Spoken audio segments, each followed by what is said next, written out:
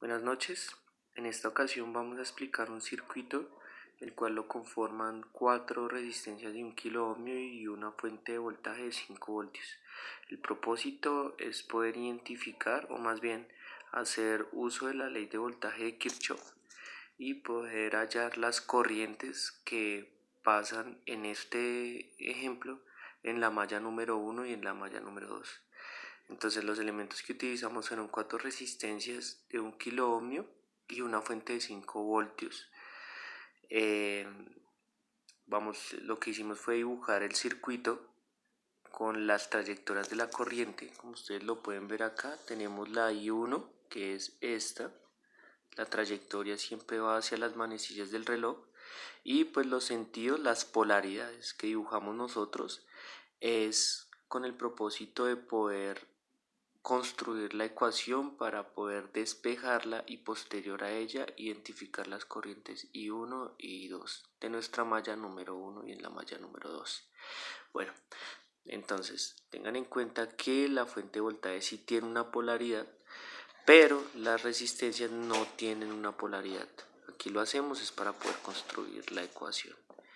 Entonces, luego de que identificamos la trayectoria de la corriente, entra por el negativo de la fuente, sale por el positivo, entra por el positivo de la resistencia número 1, sale por el negativo, y en la resistencia número 2 ustedes pueden observar que se encuentra la corriente I1 por la trayectoria, el sentido que lleva, se encuentra con la corriente I2, entonces estas se restan. Entonces, para poder realizar y aplicar la ley de voltaje de Kirchhoff, empezamos a armar nuestra ecuación que nos va a permitir despejar tanto corriente I1 como la corriente I2. En este caso vamos a utilizar la ley de Ohm, que dice que al multiplicar la corriente por la resistencia hallamos un voltaje.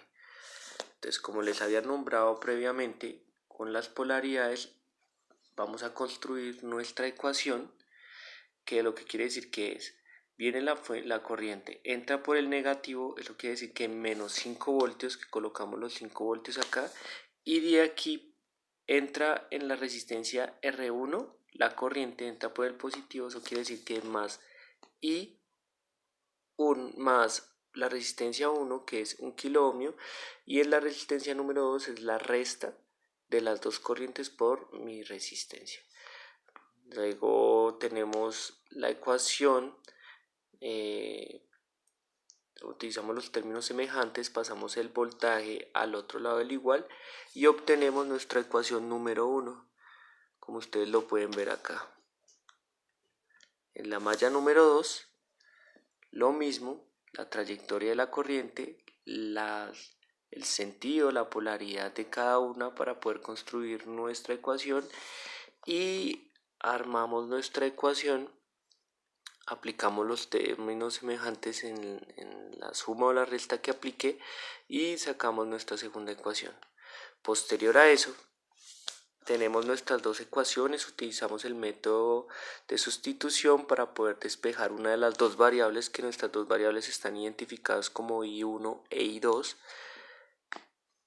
Utilizamos el medio de sustitución, cancelamos I1, despejamos I2 y como resultado obtenemos 1 miliamperio. Al tener el 1 miliamperio, al identificar I2, cogemos I2 y reemplazamos el resultado en la ecuación número 1 con el fin de despejar I2. Luego de despejar I2 obtenemos que luego de despejar I1 obtenemos que nos da como resultado 3 miliamperios. Un dato para poder saber que hicimos un procedimiento correcto es reemplazar I1 e I2 en mi ecuación en cualquiera de las dos ecuaciones, y eso me tiene que dar como resultado lo que está al otro lado del igual.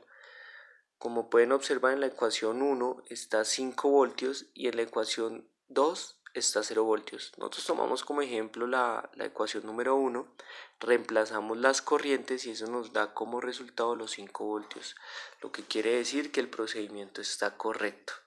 Ahora utilizamos una herramienta que es el PartSim, un software que nos permite identificar o simular el circuito para identificar las corrientes. Como ustedes lo pueden observar, tenemos las 4 resistencias de 1 kilo ohmio, y después de darle correr la corriente o correr el circuito, la corriente nos va a dar que en la malla número 1 está 1 miliamperio y en la malla número 2 encontramos los 3 miliamperios.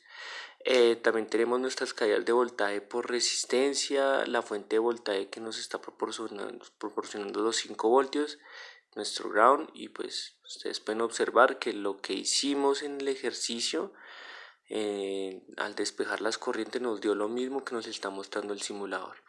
Ahora pues vamos a hacer la implementación en un circuito. Vamos a utilizar las resistencias, una protoboard y el multímetro para que podamos mostrarles a ustedes que también en la práctica nos va a dar estas dos corrientes. Como ustedes lo pueden observar, hacemos uso de un multímetro donde las escalas de medida y sus magnitudes. En las escalas podemos observar que hablan de kilo, mili, y en las unidades tenemos el voltaje en DC, voltaje en AC, la corriente, tenemos continuidad, tenemos para medir las resistencias, y esto es para medir los transistores. Entonces también hacemos uso de una protoboard, como lo pueden observar acá ustedes, las 4 resistencias de 1 kilo ohmio y nuestra fuente de voltaje, que el rojo viene siendo el positivo y el negro es el negativo. Listo, entonces vamos a identificar primero que nos está entregando los 5 voltios. Nos colocamos en nuestra magnitud de voltios y vamos a hacer la medición respectiva. Como ustedes lo pueden observar ahí, tenemos 5 voltios. Los 5 voltios lo podemos ver acá.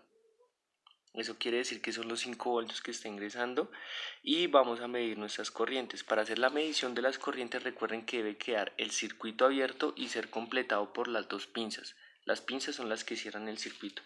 Primero nos ubicamos en la magnitud para medir la corriente y abrimos el circuito en la malla número 1 para poder medirlo.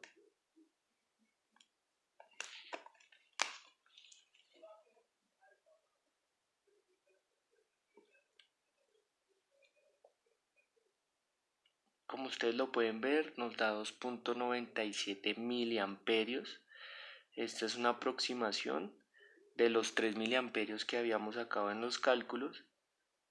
No estamos tan lejos, es un margen de error del 0.3, 0.2, y vamos a hacer la medición de la malla número 1, de la malla número 2. En la malla